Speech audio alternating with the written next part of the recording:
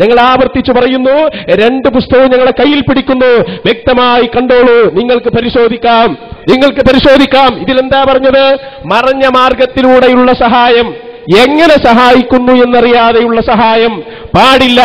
അത് ശിർക്കാണ്. ജിന്നിനോട് മലക്കിനോട് സഹായം തേടൽ ശിർക്കാണ് എന്ന് കുഞ്ഞീദ് മദനിയുടെ ഈ പുസ്തകത്തിൽ കൃത്യമായി എഴുതി വച്ചിട്ട് നിങ്ങളുടെ ജബ്ബാർ മൗലവി ഇതിൽ പറയുന്നത് ജിന്നെ രക്ഷിക്കണേ. അത് പ്രാർത്ഥന സഹായാർത്ഥനങ്ങൾ എന്തോ പേരിട്ടോ, അത് കൃത്യമായി ഒരു ശിർക്കുമല്ല എന്ന് എഴുതി വെച്ചു. അത് നിങ്ങൾ വിശദീകരണം പറഞ്ഞല്ലോ. നിങ്ങളെ വിശദീകരണം എന്താണ് നേരത്തെ വായിച്ചല്ലോ, ഞങ്ങൾ കൃത്യമായി വായിച്ചു കേട്ടോ. പത്രാധിപരുടെ മറുപടി അതിനെ വിശദീകരിച്ചു നോക്കുമ്പോ അതിലപ്പുറത്തായി. കാരണം എന്താ?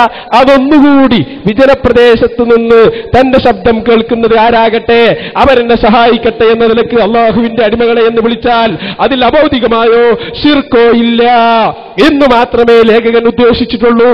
നിങ്ങൾ ഉദ്ദേശിച്ചിട്ടുണ്ടോ? തെറ്റാണ്. കുഞ്ഞീദ് മദനി പഠിപ്പിച്ച ആദർശത്തിന് തെറ്റാണ്.